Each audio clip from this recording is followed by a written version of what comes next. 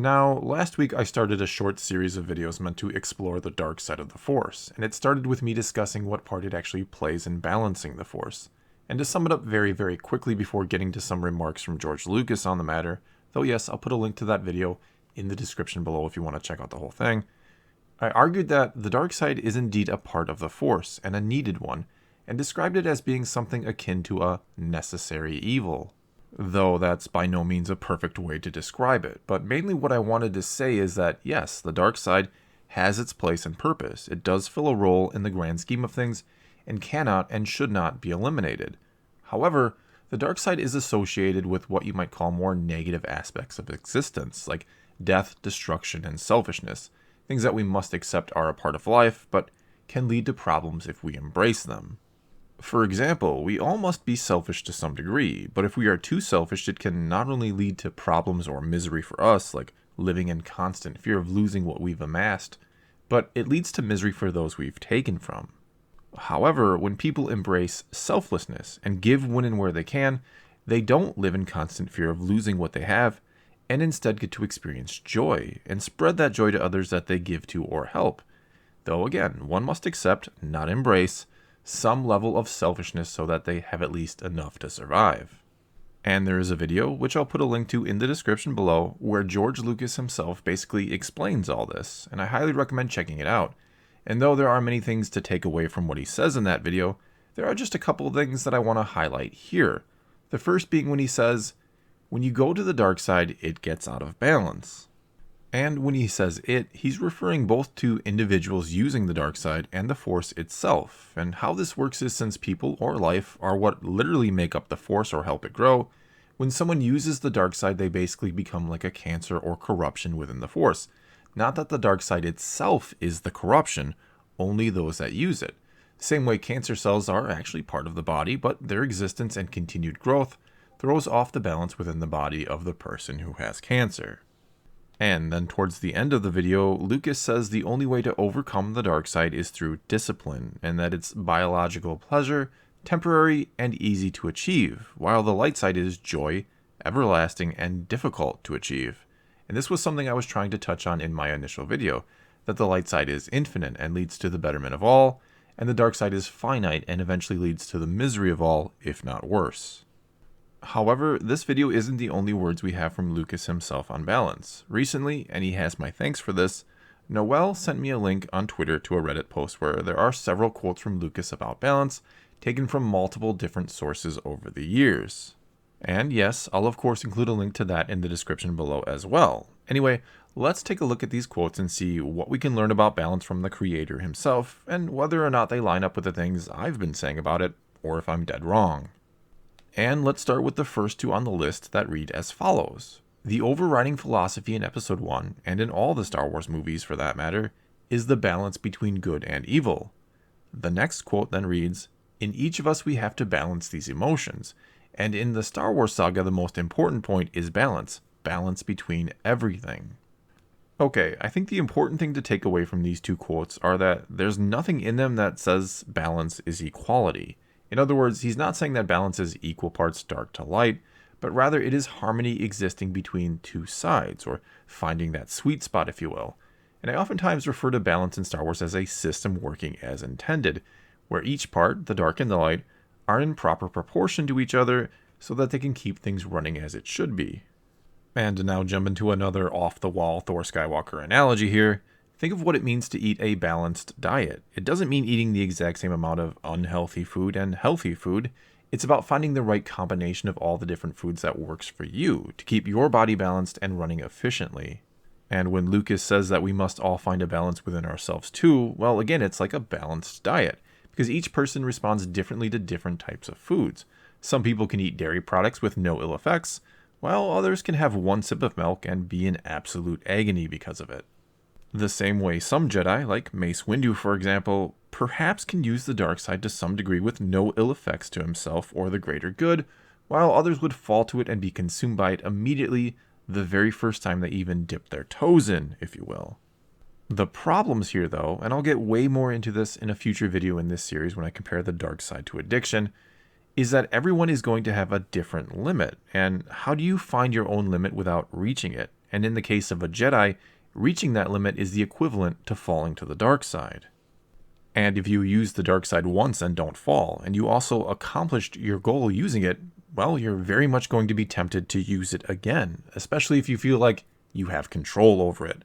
But unfortunately, you probably won't realize when you've reached that limit or lost control. And that's the real trick, and why it's easier for the Jedi to simply not ever use the dark side. Not to mention, the dark side is not stronger than the light, it's just quicker and easier. So sure, there are possibly Jedi like Windu who can use the dark side and have the discipline to never try to push it too far. They've set a limit upon themselves as to how much they'll use, and they then can stop themselves from ever going past that set threshold. There are also Jedi who may realize they're tapping into the dark side and stop themselves and can pull back before it's too late and resist using it ever again. But Windu and others like him are the exception, not the rule. And again, since the dark side isn't stronger, there's no real advantage for a Jedi to ever use it and risk potentially falling to it. Okay, let's move on to the next quote from Lucas. The idea of positive and negative, that there are two sides to an entity, a push and a pull, a yin and a yang, and the struggle between these two sides are issues of nature that I wanted to include in the film. This one is pretty self-explanatory and goes along with what I've been saying. The dark side and the light are part of nature, and by extension, a part of us. We all have an internal struggle within us between doing what we know is right and what is wrong, between being selfish and selfless. But again, we all have the dark side of sorts within us, but embracing that side will never lead to balance for us or those around us. Let's move to the next quote then, which in many ways is an extension of the previous one. The Force has two sides, light and dark. It is not inherently malevolent or benevolent. It has a bad side to it, involving hate and fear, and it has a good side, involving love, charity, fairness, and hope. So again, I would describe the dark side, for lack of a better way of putting it, as something like a necessary evil, not something evil or malevolent in itself. It is the bad side because it is related to or represents negative aspects, emotions, or truths about life. However, when these negative aspects are used or exploited, they will be deemed as evil. For example, death itself is not evil, it's a natural part of life. But murder is considered evil. Lucas then kinda contradicts himself a little bit with this next statement, or perhaps I should say, doesn't make himself entirely clear. I wanted to have this mythological footing because I was basing the films on the idea that the Force has two sides, the good side, the evil side, and they both need to be there. Most religions are built on that, whether it's called yin and yang, God and the devil, everything is built on the push-pull tension created by two sides of the equation. Right from the very beginning, that was the key issue in Star Wars. Okay, so here Lucas describes the two sides of the Force as good and evil, and later goes on to compare them to the concept of God and the devil. And I really think he was just generalizing for this interview, and trying to convey the basic concept behind Star Wars, not trying to contradict himself from other statements, when he essentially says the dark and the light sides are not inherently good and evil. There's really not much more to be taken from any of this that we haven't gone over already. The second to last statement mostly deals with the Sith and reads as follows. So the idea of temptation is one of the things we struggle against, and the temptation obviously is the temptation to go to the dark side. One of the themes throughout the films is that the Sith Lords, when they started out thousands of years ago, embraced the dark side. They were greedy and self-centered, and they all wanted to take over, so they killed each other. Eventually, there was only one left, and that one took on an apprentice. And for thousands of years, the master would teach the apprentice, the master would die, the apprentice would then teach another apprentice, become the master, and so on. But there could never be any more than two of them, because if there were, they would try to get rid of the leader, which is exactly what Vader was trying to do, and that's exactly what the Emperor was trying to do. The Emperor was trying to get rid of Vader, and Vader was trying to get rid of the Emperor. And that is the antithesis of a symbiotic relationship, in which if you do that, you become cancer, and you eventually kill the host, and everything dies.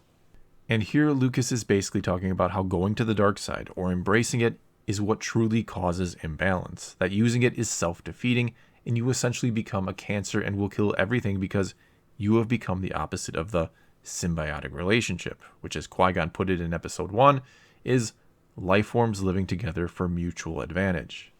This is why there was balance at the end of Return of the Jedi, when the Sith who were acting like a cancer in the galaxy were gone, and yet the Jedi remained and were about to essentially be reborn under Luke. Because all the Jedi do, or all they're supposed to do, is act on the behalf of the Force to maintain balance. That's it. That's their role in the grand scheme of things. Again, you need only listen to Qui-Gon Jinn in The Phantom Menace to understand this, when he talks about silencing your mind and being able to hear the will of the Force spoken to you by the midichlorians. And the will of the Force is balance, a perfect harmony between the darkness and the light, so that life forms can exist in a way that's ultimately beneficial for all. But that cannot happen when there are those who will embrace the dark side, or embrace the opposite of this idea of a symbiotic relationship. Nevertheless, the existence of the dark side must be accepted because it does serve a purpose in the grand scheme.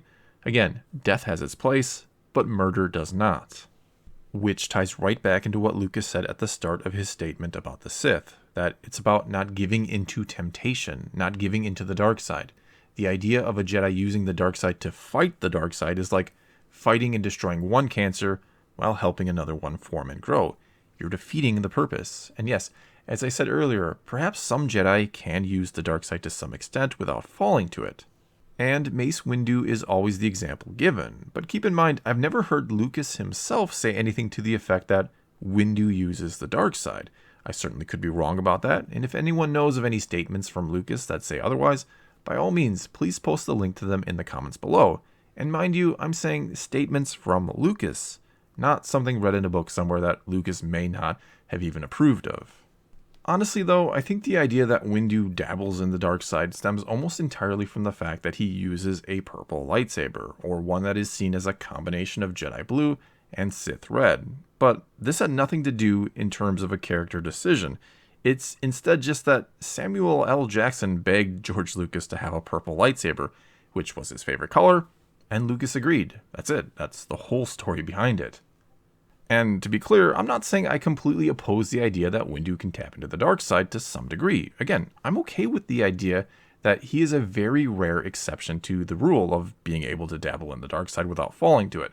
What I'm saying here is that I'm not so sure that's what Lucas originally had in mind with the character, but I'm happy to be proven wrong about this. And now let's get to the last statement from Lucas, and it's in regards to Mortis, which is what a lot of people always bring up and say is proof that balance in Star Wars is equal parts dark to light, and do keep in mind that Lucas was heavily involved in the creation of the Mortis story arc. Anyway, this is what he had to say about it. It is only here that I can control them, a family in balance, the light and the dark, day with night, destruction replaced by creation. Too much light or dark would be the undoing of life as you understand it. And yet again, what Lucas says here is that balance is about harmony between the two, not necessarily equality. In theory, Mortis is a representation of the galaxy working as intended, where a balance, the father, is kept between his two children who represent the light and the dark. It shows us that both sides of the Force are indeed needed, as I've probably said way too many times at this point in the video. The thing about the Jedi, though, is that they're supposed to be acting more like the father, keeping balance, than they're supposed to be acting like the daughter, who represents the light. And this is where some of you will say, aha, you're admitting Jedi are supposed to be balanced Force users. But no, what I'm trying to say is what the Jedi do is use the light to keep the dark from growing and getting out of balance, and from becoming a cancer. And yet again, it's hard to keep something in check when you're using it and helping it grow.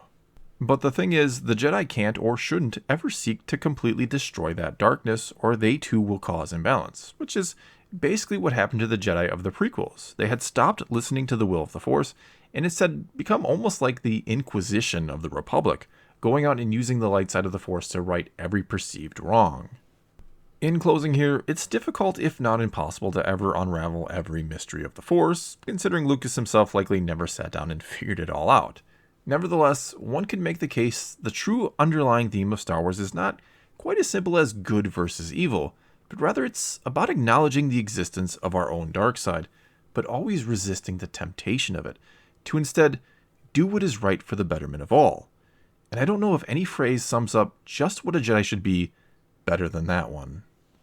Well, that's all I've got for this time, and now I'd like to give a special thanks again to Noel for sending me the Reddit post, and to all my patrons for their support, but two in particular today, those being Joden Thorne and Jaren Coles, for all our balance talks on my Discord server.